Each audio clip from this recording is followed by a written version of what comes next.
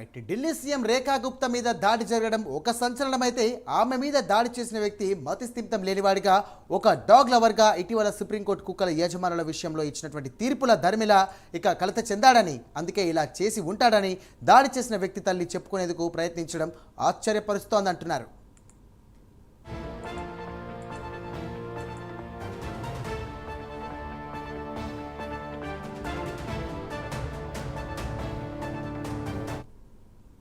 Supreme court Delhi NCR పరిధిలోని వీధి కుక్కలను షెటర్ హోమ్లకు తరలించాలని ఆదేశించిన నేపథ్యంలో రాజేష్ కిమ్జీ వంటి డాగ్ లవర్స్ చర్యలు కలకలం రేపుతున్నాయి. ఇక కుక్కల గురించి సుప్రీంకోర్టు ప్రజాకోణంలో నిర్ణయం తీసుకోగా కొన్ని జీవకారుణ్య సంస్థలు, జంతు ప్రేమికులు ఆందోళన వ్యక్తం చేశారు. ఇక సుప్రీంకోర్టు నిర్ణయం వీధి కుక్కలకు హాని కలిగిస్తుందనే ఆందోళన విస్తృతంగా వ్యక్తమైంది. సీఎం రేఖా గుప్తాపై రాజేష్ దాడి చేయడం అనేది కుక్కల పట్ల తనకున్న అభిమానంగా తల్లి భానుబేన్ చెబుతున్నారు. కుక్కల పట్ల అభిమానంతోనే తన కుమారుడు ఈ చర్యకు పాల్పడినట్లు ఆమె చెబుతోంది. ఇక మరోవైపు తాము పేదవాళ్ళమని, కుమారుడి చర్యను క్షమించాలని సీఎం రేఖా గుప్తాకు ఆమె రిక్వెస్ట్ చేశారు.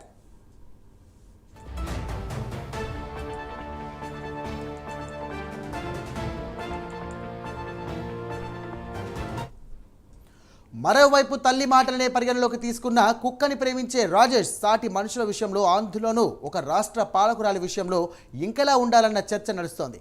దాడి చేయడం అనేది భారతీయ శిక్షా స్మృతి ప్రకారం నేరం. దాడి తీవ్రతను బట్టి శిక్షలు కూడా ఉంటాయి. ఈ కేసును సుప్రీంకోర్టు ప్రత్యేకంగా విచారిస్తున్న క్రమంలో విచారణ కానీ, చర్చలు కానీ శాంతియుతంగా, చట్టబద్ధంగా జరగాలని సమాజం ఆశిస్తోంది. ఇక సుప్రీంకోర్టు ఢిల్లీ ఎన్సీఆర్ పరిధిలో ఉన్నటువంటి వీధి కుక్కల సమస్యలను పరిష్కరించేందుకు పలు ఆదేశాలు జారీ చేసింది.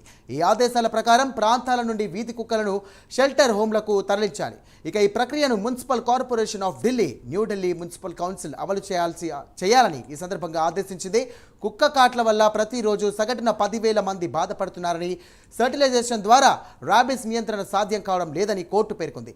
అధికారుల నిష్క్రియాపారతత్వం కారణంగా ఈ సమస్య తీవ్రమైందని కూడా కోర్టు వ్యాఖ్యానించడం గమనించాలంటున్నారు.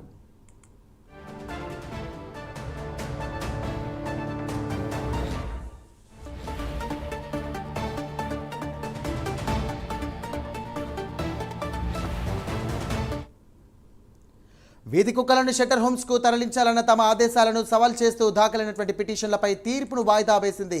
ఇక షెటర్ హోమ్స్ లేకపోవడం, కుక్కలను ఒకే చోట బంధించడం వల్ల అవి ఒకదానిపై ఒకటి దాడి చేసుకునే ప్రమాదం ఉందని న్యాయవాదులు వాదించారు. అధికారులు చట్టాలను సరిగ్గా అమలు చేయడంలో విఫలమవుతున్నారని, ఈ సమస్యకు మౌలిక సదుపాయాల కొరత కూడా కారణమని తీవ్ర వ్యాఖ్యలు చేశారు. కోర్టు మధ్యంతర స్టే ఇవ్వడానికి నిరాకరించినప్పటికీ తీర్పును వాయిదా వేసింది.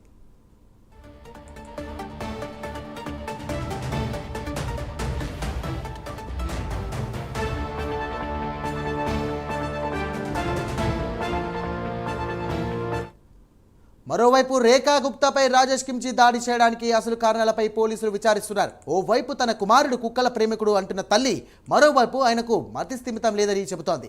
దీంతో రాజేష్ దాడిని కుట్రకోణంలో కూడా విచారిస్తున్నారు. అలాగే ఈ ఘటనతో రేఖా గుప్తా భద్రత విషయంలో కేంద్రం అలర్ట్ అయింది. ఎప్పుడూ 20 మంది సాయుధులైనటువంటి సిబ్బంది నిఘా ఉండేలా చర్యలు తీసుకుంది. సిఐఎన్ఎఫ్ సిబ్బందిని కూడా కేటాయిస్తూ తక్షణమే భద్రతను పెంచితే ఢిల్లీలో శాంతి భద్రత చర్యలు కేంద్రం చేతుల్లోనే ఉంటాయి.